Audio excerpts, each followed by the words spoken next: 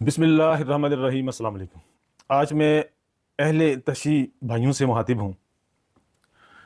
इंसान को तामीरी और मुस्बत तनकीद सुनने का भी हौसला होना चाहिए। आज मुस्बत और तामीरी तनकीद मैं करने जा रहा हूँ अहले तशी भाइयों पर, क्योंकि इंसान जिस कलर की उसने ऐनक पहनी होती है उसको सब कुछ उसी कलर का नज़र आ रहा होता है जब तक कि उसकी ऐनक को रिमूव करवा के उसको ना दिखाया जाए। तो थोड़ी देर के लिए जनाब मेरी रिक्वेस्ट है कि ऐनक ज़रा उतार के एक साइड पर रख लें। वो कहते हैं ना जी कि किसी बच्चे को अगर बचपन से ये दर्स दिया जाए कि कौवा जो है वो चिट्टा होता है और उसको ये बार बार समझाया जाए, बार बार समझाया जाए, जब वो थोड़ी होश में आता है, थोड़ा बड़ा होता है, जवान होता है, तो उसके सामने जो असल कौवा लाया जाए ब्लैक कलर का, तो वो उसको कौवा मानने से इनकार कर देगा। वो कहेगा अभी ये कौवा ही नहीं है, कौवा तो चिट्टा ही होता है। तो जनाब इस किस्म के कुछ मामला तो हमारे मजहबी जमातों के अकायद के हवाले से बन चुके हैं। मुसलसल एक तरफा नुक्ता नज़र सुन सुन के पढ़ पढ़ के हमारी सोचें इस कदर फिक्स हो चुकी हैं कि हम दूसरों के लिए कोई 1% भी ये हुस्न ज़न नहीं रखते कि वो भी ठीक हो सकते हैं। आज आपको रूटीन से थोड़ा हट के सोचने पर मजबूर किया जाएगा। मैं एफएससी में पढ़ता था तो मेरा एक इंतहाई कुलीग दोस्त जो कि शिराजी शिया था, और मैं वाक़यात करबला के वाक़यात सुनने का बचपन से ही जो ना वो शौकीन हूँ। ये देखिए मैंने आज 10वीं मुहर्रम है, कल 9वीं 10वीं मुहर्रम को मैं जो है ना वो ब्लैक कलर के सूट पहनता हूँ। मेरी वाइफ भी जो है ना वो ब्लैक कलर का सूट पहनती है। ये शौक़ की अलामत है, ये अहले बैत से मोहब्बत की अलामत है। तो ये जो अहले बैत की मोहब्बत और ताज़ीम है ये हमें गुट्टी में मिली है। हमारे ख़ानदान में अहले बैत की मोहब्बत का जो जज्बा है वो गालिब है। कि वो जो मेरा दोस्त था एफएससी में, मेरा क्लास फेलो था, जब वो ये वाक़या बयान करता था सजदा कायनात के चेहरा अक़दस पर थप्पड़ मारने वाला, उनका दरवाज़ा गिराने वाला, अस्तग़फिरुल्लाह नऊज़ुबिल्लाह, उनके इसकात की बात करता था, जो वाक़या हज़रत उमर से मंसूब किया जाता है, तो मैं ये, हालांकि मेरा मुतालिया नहीं था, लेकिन मैं ये मानने से इनकार कर देता था। इस पर मैं ये बहस करता था कि ये मुमकिन ही नहीं है, ये आपको किसी ने गलत बताया है। फिर यहाँ पे मैं जब उसको ये कहता कि आप दुआ करें कि हो सकता है कि ऐसा ना हुआ हो, ये वाक़या गलत ही हो, तो वो इतना रिजिड था अपने अकायद के ऊपर कि वो ये दुआ भी नहीं मांगता था। तो अब वो माशाल्लाह एमफिल कर चुका है और शौरी लेवल ज़ाहिर है एजुकेशन के साथ इंप्रूव कर जाता है। तो मैंने उससे जो है ना वो डॉक्टर तौहीद कादरी साहब का जो तहकीक है इस वाक़या के ऊपर, वो मैंने क्लिप सेंड किया और मैंने उससे पहले कसम ली कि तुझे इमाम अली मकाम की और सईदा कायनात की कसम, पहले जहन को न्यूट्रल करें और ये फ्लेक्सिबिलिटी लाएं। अब आप वैसे ही एमफिल कर चुके हैं, एजुकेटेड हो चुके हैं, तो न्यूट्रल जहन के साथ आपने ये क्लिप सुनना है। तो वो क्लिप सुनने के बाद अल्हम्दुलिल्लाह उसने सरेंडर कर दिया और उसने ये इतराफ़ किया कि ये वाक़या झूठा है। मुझे ये बताएं कि, और फिर डॉक्टर तौहीद कादरी साहब ने जितने भी रेफरेंसेस दिए हैं वो अहले तशय्यी की के जो जय्यद और मुस्तनद उलमा इकराम उनकी कुतुब से दिए। उनकी जो बड़ी बुक्स हैं, उनकी जो रेफरेंस के तौर पे और दुनिया की बड़ी लाइब्रेरीज में मौजूद हैं, वहाँ से रेफरेंसेस दिए।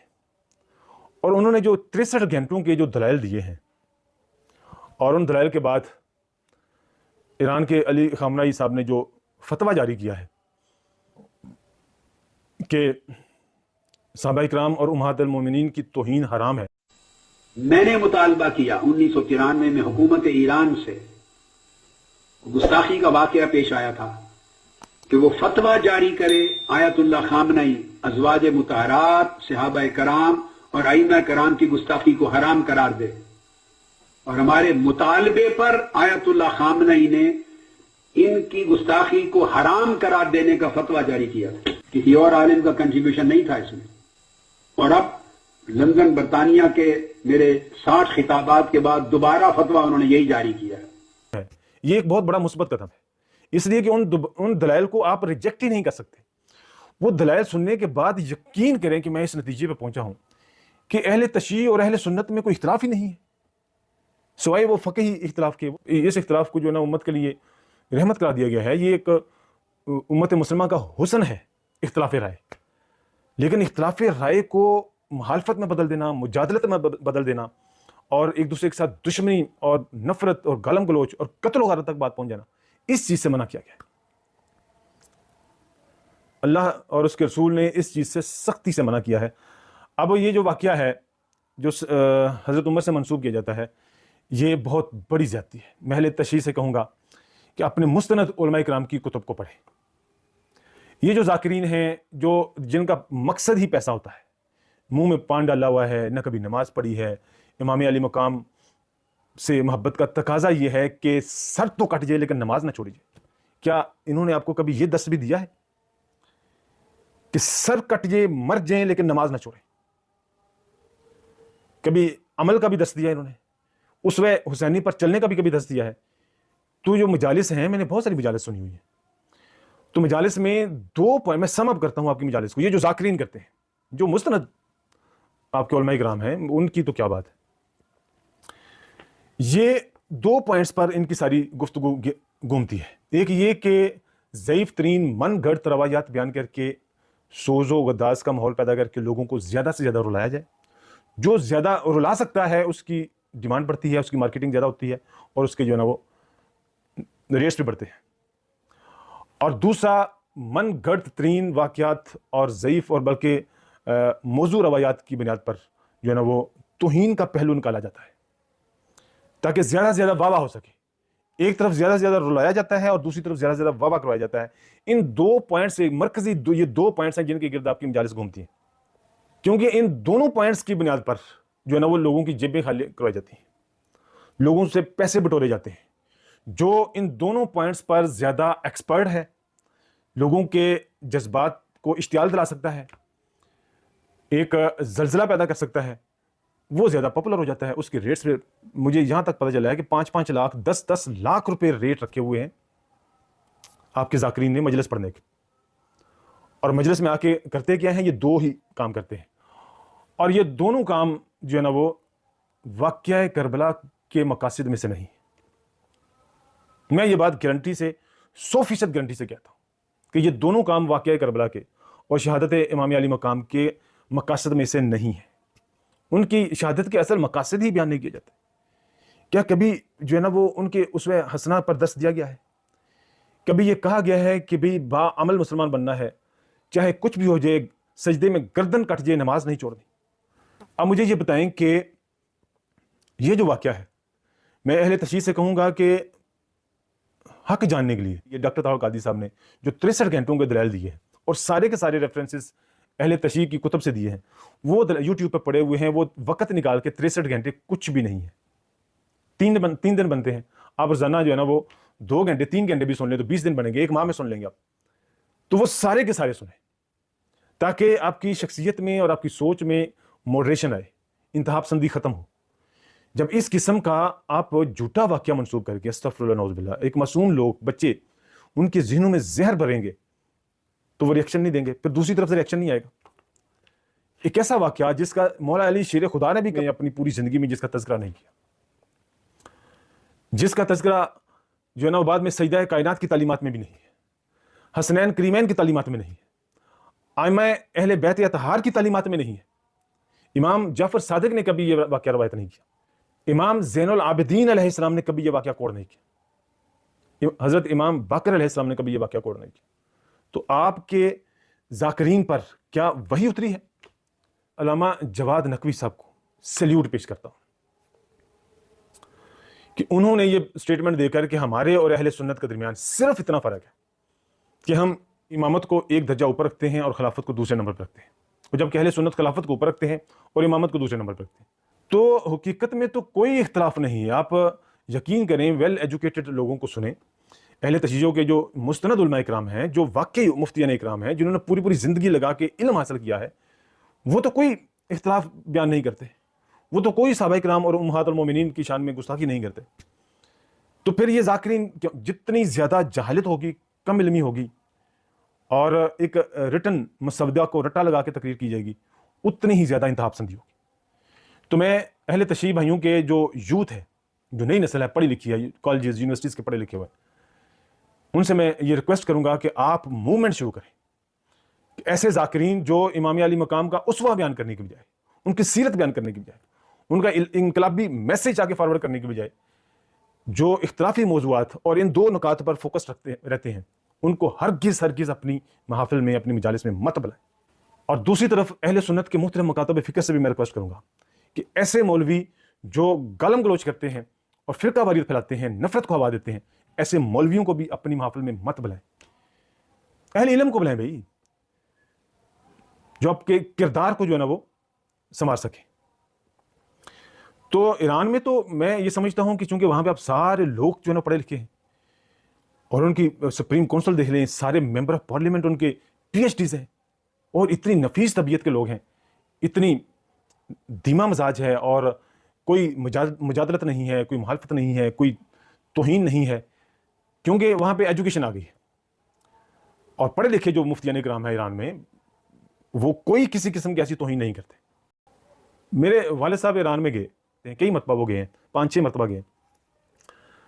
تو یہ تنہا سنی تھے، باقی سارے اہل تشیع تھے. تو مفتی قم کے ساتھ ملاقات ہوئی.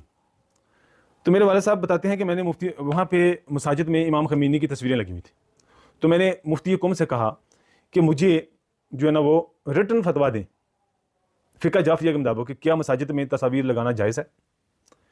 تو اس پر بحث بھی ہوئی. میرے والد صاحب کہتے ہیں کہ میرے لب و لہجہ میں تھوڑی سختی بھی آئی، لیکن وہ مفتی اعظم تھے ایران کے، انہوں نے وہ بتاتے ہیں، ان کا اخلاق بتاتے ہیں، اتنے دھیمے مزاج میں اور سمائلنگ فیس کے ساتھ تھرو آؤٹ انہوں نے ڈسکشن کی، سمائلنگ فیس کے ساتھ، ایک سیکنڈ کے لیے بھی وہ جو ہے نا وہ غصے میں نہیں آئے. تو پھر اینڈ پہ انہوں نے یہ کہا کہ میں تنہا یہ فتویٰ جاری نہیں کر سکتا، میں اپنے مفتیان اکرام کی جو ہے نا وہ میٹنگ بلاؤں گا اور ان کے سامنے یہ مسئلہ رکھوں گا اور اس کے بعد ہم کو مشترکہ لائحہ عمل جو ہے نا اختیار کریں گے. میرے والد صاحب بتاتے ہیں کہ 3-4 سال بعد میں جب دوبارہ گیا تو ایران کی ساری مساجد سے جو ہے نا وہ امام خمینی کی تصاویر اتار دی گئی تھی. تو ان میں تو ریجیڈیٹی نہیں ہے. یہاں پہ ریجیڈیٹی اور انتہا پسندی اور یہ گستاخی کا عنصر کہاں سے آیا اور کس نے یہ پیدا کیا ہے؟ تو میں اہل تشیع، آپ ہمارے بھائی ہیں، آپ یقین کریں کہ آپ اب دیکھیں اتنا بڑا واقعہ جو حضرت عمر سے منسوب کر کے بیان کیا جاتا ہے، وہی شہزادے اکٹھے کھیلتے رہے.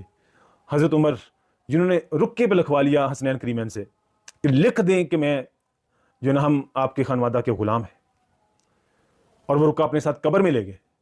استغفر اللہ نعوذ باللہ، ان کے ساتھ اس قسم کا واقعہ منسوب.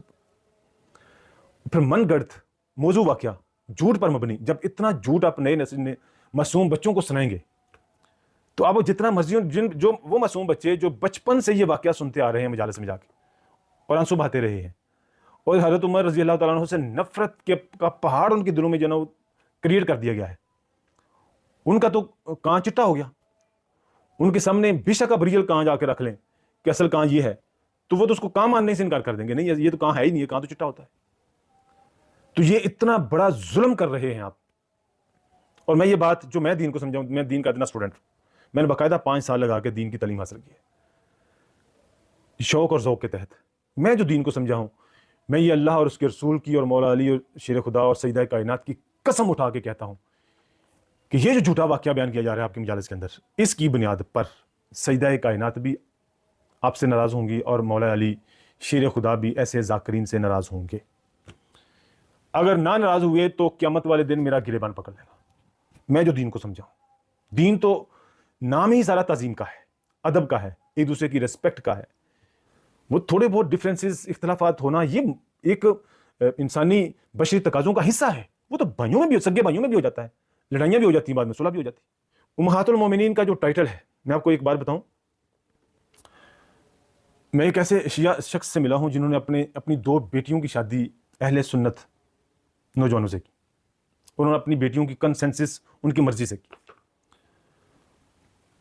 انہوں نے کہا یار کہ میں مجالس میں بھی جاتا ہوں، سارا کچھ کرتا ہوں، نام اوپن نہیں کرنا، لیکن انہوں نے مجھے ایک بڑی عجیب بات بتائی اور بڑی خوبصورت بات بتائی. انہوں نے کہا کہ فقہ جعفریہ کے مطابق قرآن کی نص کے اگینسٹ، بلکہ یہ تمام فقی مذاہب کے مطابق یہی اصول ہے کہ قرآن کی نص کے اگینسٹ کوئی بھی روایت آ جائے، یہ مفتی شفتی اور یہ چھوٹے مولوی ذاکر تو دور کی بات ہے، حدیث رسول بھی آ جائے تو اس کو اٹھا کے ایک سائڈ پہ رکھ دیا جائے گا قرآن کی قطعی نص کے مطابق.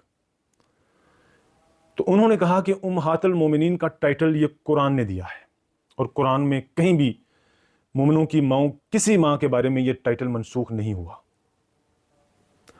اب یہ شیعہ علماء کرام کے، علماء کرام تو میں نہیں کہوں گا، وہ تو توہین نہیں کرتے، جو ذاکرین ہیں، ان کے باپ دادا بھی قبروں سے نکل کے آ جائیں، پردادا، لکڑ دادا اور ساری نسلیں بھی قبروں سے نکل کے آ جائیں، اور آنے والے قیامت تک جو آنے والے ذاکرین ہیں وہ بھی آ جائیں، اکٹھے ہو کے آ جائیں اور یہاں بیٹھ جائیں اور اس قطعی نص کے اگینسٹ جتنی مرضی تعویلیں گھڑنا شروع کر دیں،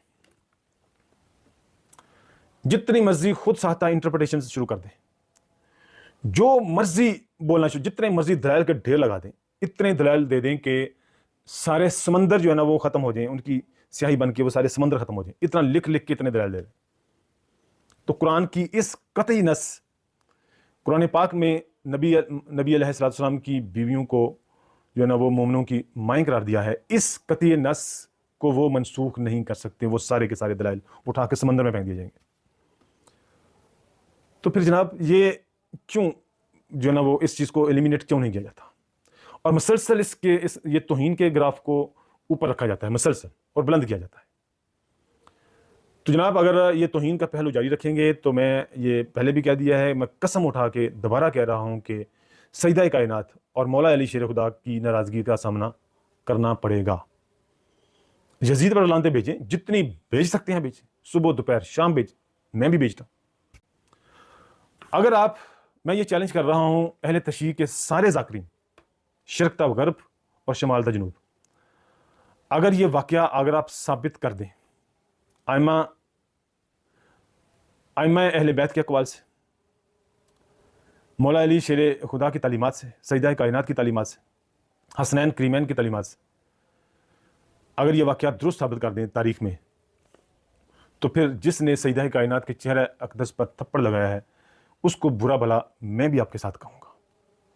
میں تو یہ برداشت نہیں کروں گا کہ سیدہ کائنات جن پر میرے ماں باپ قربان، ان کی ناموس پر میرے والدین قربان، میرے بیوی بچے قربان، میں خود بھی قربان، ان کے چہرہ اقدس پر کوئی تھپڑ مار جائے، کوئی دروازہ ان کا گرا دے، استغفر اللہ، نعوذ باللہ، اس تکلیف میں ان کا اسقاط ہو جائے اور اس تکلیف میں ان کی وفات ہو جائے، ان کی شہادت ہو جائے، یہ اتنا بڑا واقعہ ہے کہ زمین و آسمان میں قیامت بپانا ہو جاتی۔ علی شیر خدا کی تلوار ہزاروں گردنیں اڑا کے رکھ دیتی۔ حسنین کریمین ان کے شہزادوں کے ساتھ کھیلتے جنہوں نے یہ واقعہ کیا ہے۔ کیا باتیں کرتے ہیں آپ لوگ یار، اتنا من گڑت واقعہ اور مسلسل یہ سنایا جا رہا ہے مجالس میں۔ اس واقعہ پر پابندی بالاتفاق لگائی جائے، اور یہ مذاکرین خود نہیں سے گناہ گار ہو رہے، یہ معصوم لوگوں کو، معصوم بچوں کو بھی گناہ گار کر، ان کے سوچوں میں زہر بھر بھر کے ان کا کان چٹا کر رہے ہیں، جو زندگی بھر کبھی کالا نہیں ہو سکے گا۔ تو یہ ایک نصیحت کی بات ہے میری آپ شیعہ بھائیوں سے، اور خاص طور پہ جو نئی نسل، جو پڑھی لکھی نسل ہے، دیکھیں تعلیم انتہا پسندی کو ختم کرتی ہے۔ انتہا پسندی صرف اور گستاخی وہاں پہ آتی ہے جہاں پہ تعلیم کی کمی ہوتی ہے اور جہالت زیادہ ہوتی ہے۔ یہ ذاکرین کے مکروہ چہروں کو پہچانے یا اپنی جیبوں کو گرم کرنے کے لیے، اپنی دیاریاں لگانے کے لیے، اپنے ریٹ بڑھانے کے لیے امام علی مقام کے اصل میسج سے ہٹ کے ایسے نکات پر یہ فوکس کیے ہوتے ہیں جو ان کی تعلیمات ہی نہیں، جو واقعہ کربلا کا مقصود ہی نہیں ہے۔ تو اگر آپ بھی ہاتھ بڑھائیں، ادھر سے بھی ہاتھ بڑھے۔ جہاں تک معاملہ ہے حضرت علی اور حضرت امیر معاویہ کا، تو یہ معاملہ اگر آپ اللہ رب العزت کی بارگاہ میں چھوڑتے، ان کی عدالت میں چھوڑتے، یہ عدالت تو لگنی ہے۔ یہ ممکن نہیں ہے کہ یہ عدالت نہ لگے، اور یہ بروز قیامت سب سے بڑی عدالت یہی ہوگی۔ تو وہاں پہ دودھ کا دودھ اور پانی کا پانی ہو جائے گا، تو کیا ہی بہتر ہو، امت تفرقے سے بچ جائے اور خاموشی اختیار کیجیے۔ یزید پر آ کے جس نے کائنات روئے انسانی کا سب سے بڑا جو ظلم کا واقعہ کیا ہے، اور تاریخ انسانی کی اور کائنات کی سب سے بڑی توہین رسالت اور اذیت رسول کربلا کے میدان میں ہوئی۔ اس لیے وہ بالاتفاق جو ڈاکٹر طاہر القادری صاحب نے 650-700 صفحات کے جو دلائل دیے ہیں اور یزید پر کفر کا فتویٰ جاری کیا ہے، وہ بالاتفاق پوری امت اب یزید کو کافر کہے گی۔ جو نہیں کہے گا تو پہلے وہ جو 600-700 صفحات کے جو دلائل ہیں پہلے ان کو ریبٹ تو کرے، پھر وہ اپنے دلائل لے کے آئے۔ تو وہ یزید لعنتوں کا مستحق ہے، اور اس پر جتنی بھی لعنتیں کی جائیں اتنی ہی کم ہے۔ تو خدا کے لیے امت نے بہت سفر کر لیا ہے، اب آگے بڑھیں، تمام مکاتب فکر انتہا پسندی کو ڈیفیوز کریں، مشترکات پر اکٹھے ہوں. تو ڈاکٹر طاہر القادری صاحب کے وہ 63 گھنٹوں کے دلائل بھی ضرور سنیں، تمام اہل تشیع مکتبہ فکر کے نوجوان بے شک کریٹیکل نقطہ نظر سے سنیں.